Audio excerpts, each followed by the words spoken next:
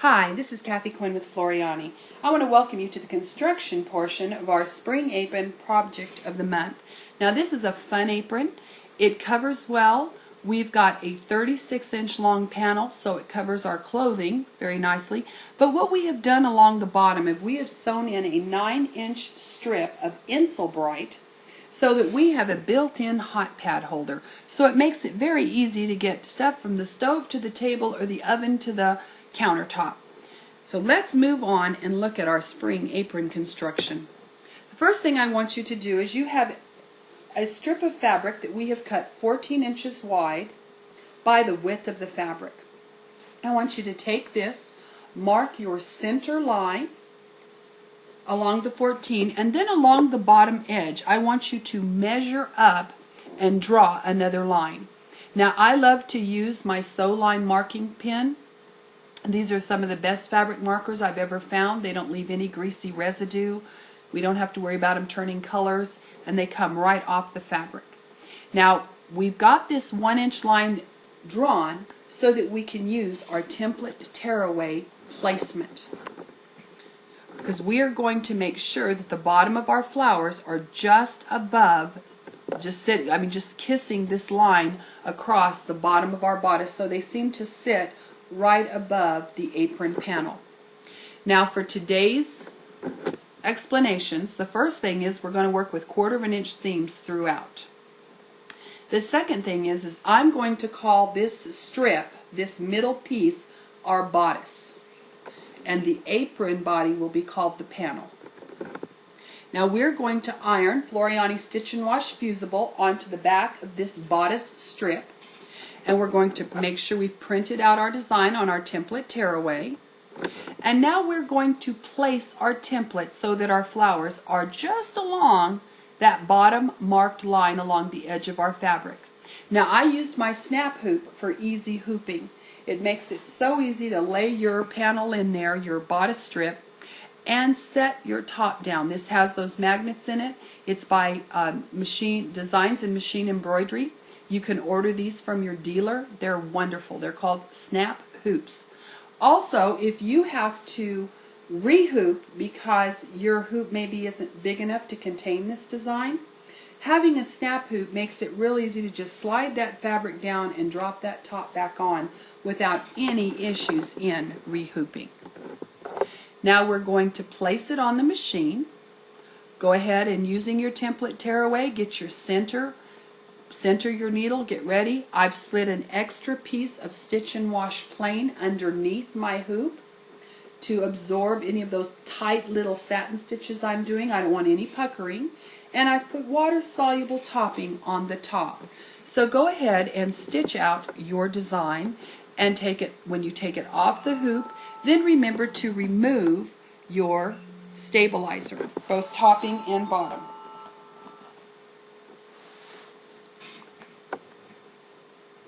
Now once you've finished, I want you to trim your bodice strip down to 6 inches wide by 28 inches long. This is going to be the center strip of your apron across the bodice.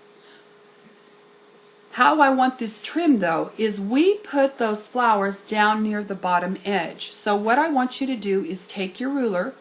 I want you to measure 1/2 inch below the bottom of those flowers. So because we've got a 1/4 inch seam allowance in here, but I want to make sure we don't catch any of our flowers in our seam. So measure down 1/2 inch, trim the bottom. Now using that raw edge, go ahead and trim the top off so we have a 6-inch wide panel. Now we're going to create our entire strip. We've got a 28-inch bodice, but on either side of this we are going to add one of those 6 by width of fabric strips. So go ahead and sew onto either side of this 28-inch bodice strip those width of fabric strips. Now these are going to be your ties, so we will refer to this center part as our bodice.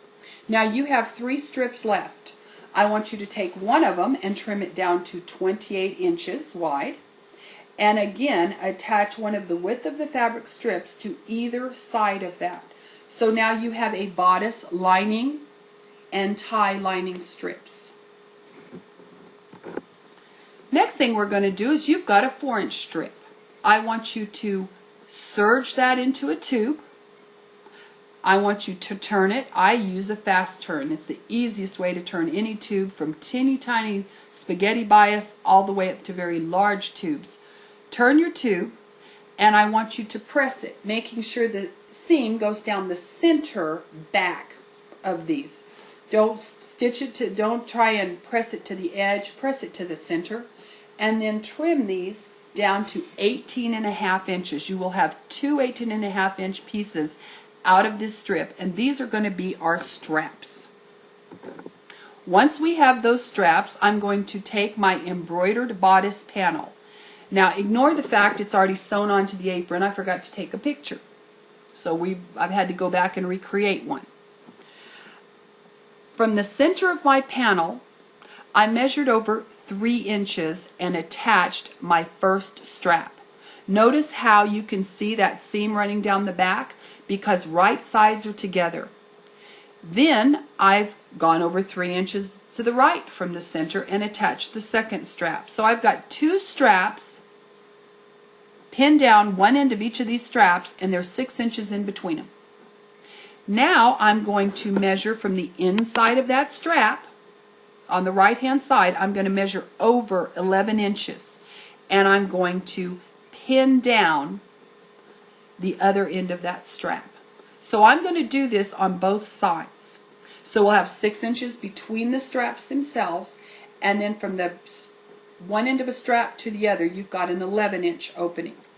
Once we have those pinned down very nicely, I want you to take your lining strip.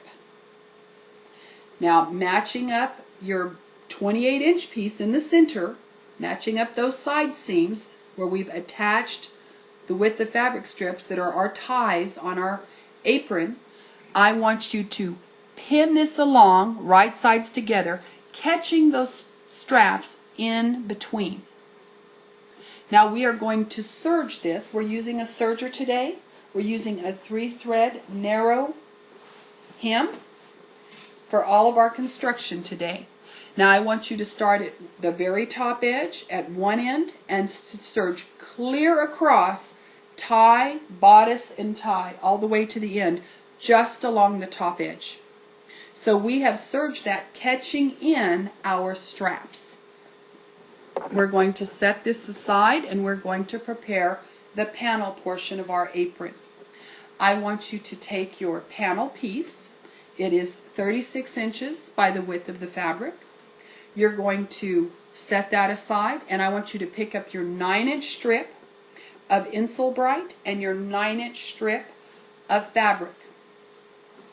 We are going to serge the Insulbright to the fabric along the top edge, just one edge. Don't worry about the 2 sides or the bottom. Just serge it across the top. I've done that because it makes it easier to work with, because it's holding them together. Once we've got to this point, I want you to take your apron body, and I want you to go ahead and wrong sides together. I want you to place your fleece against the wrong side of your apron panel along the bottom edge. We are going to match the bottom edge and sides with this 9-inch strip and pin in place. Notice you've got the pretty fabric looking at you here. Now we are going to start at the upper side, one side of our panel, and we're going to serge down an entire side, across the bottom, and up the other side, leaving the top edge still raw. So we have now finished 3 edges of our apron panel. Now I will change my stitch length on my serger to about a 1.5, somewhere between 1.5 and 2 stitch length, because I want it to have a pretty decorative edge. I've also used beautiful Floriani thread to create this, so I have a pretty nice looking edge, so I didn't have to take the time to fold in, press, and stitch down a hem. It just is a nice effect on the apron. It looks good, and it made it very quick and easy for me to finish that edge. Once I have done this, the next step I'm going to do is I am going to take my sewing machine, and I've used an edge stitch foot, and I am going to, on the wrong side of the apron, I'm going to stitch along that line. I'm going to move my needle position over because I have not stitched down the top edge of this strip of Insel Brighton fabric that we had serged. We've enclosed the sides and the bottom, but this is still flapping free. So we are going to stitch this down. Remember to put either contrasting or matching thread in your bobbin because it's going to show on the right side of your apron. Now I want you to quilt this little 9-inch strip panel. All I did was go down the center of it lengthwise, then I divided it in the center and stitched, and divided it 2 more times. So I just have like a very simple grid system on it.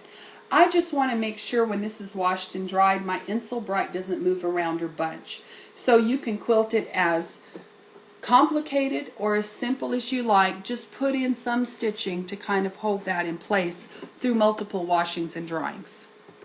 Once we are at that point, we are going to use a ruffler attachment on our sewing machine.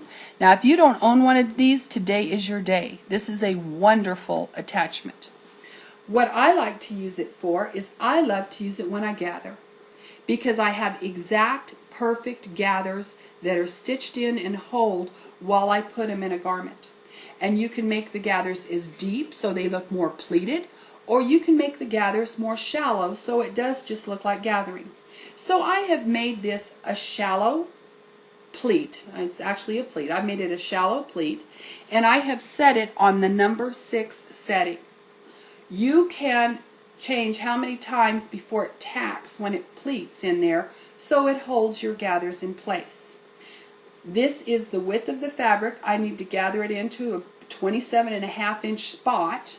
So what I have done is I have set it on 6 with shallow pleats, and look at how beautifully and perfectly it gathers across. It makes your gather so easy and so even. Now that I'm to this point, I will take this and I am going to fold out my bodice panel. Now we've got a bodice panel that has a lining, the panel that has the embroidery and straps sticking up. I'm going to fold that out flat on my sewing machine table with the design looking up at me. Then I'm going to take my gathered panel, my apron panel, and I am going to match raw edges together along the bottom of the embroidered panel, remembering to fit it in between those 2 side seam lines where you've attached the strips that are going to be your ties. Once you have that pinned down, I want you to go ahead and I want you to sew this down to your bodice panel. Once I'm at that point, I can fold it all out. Now you can see what we have in this picture. I've got my gathered panel sewn below my design where it's gathered in. I have my lining fabric folded out flat behind it, and as you can see, my lining fabric does not match my panel because I ran out. So I now have all this flat. This is flat garment construction, and we're going to do a burrito seam. I am going to roll up my apron panel. Do you see how I'm rolling it up? And I've got my straps folded down nice and flat so they will catch in that roll, because I do not want to catch them in my seam line. So I'm going to roll this up. I'm going to roll it up very, very tight. Now notice I'm going to grab that lining piece and pull it over the top. What I've done is my lining and my bodice piece are my tortilla. I've rolled up the meat on top of the tortilla and pulled it over the top. Now I'm going to match up the raw edges, which means I have 3 raw edges. I have the lining raw edge, I have the apron gathered panel raw edge, along with the raw edge of my bodice panel. So there's 3 raw edges here. We've sewn 2 of them together already, but I still have 3 raw edges, and my whole body of my apron has been contained inside this tube. Pin that together. Now we're going to go onto our machine, turn it over, and we are going to stitch right along the seam line we just created when we sewed the panel of the apron to the bodice. If I sew right on top of that line, I am now closing the tube. Once that tube has been finished, I now have a long tube with open ends and all my apron stuffed inside it. This is 5.5 inches wide. You can get your hand in there with no problem. I want you to reach in from one of those open ends, grab your apron, and pull it out carefully. Pulling it carefully, you'll be able to get it all out without too much work, and just don't jerk hard. But you're going to pull this out, and this is going to give you the most wonderful look. When I get this all pulled out, notice how wonderful my apron looks. I have a bodice with a lining attached to the panel of the apron, and there are no seams showing. This is a industrial shortcut method. You can use it on pillowcases, collars, waistbands. It's a wonderful way to attach a lining and a front to a body of anything, because it looks so nice. You don't have any of that extra trying to top stitch and all that stuff we're trying to do to get that down. So it looks beautiful and even.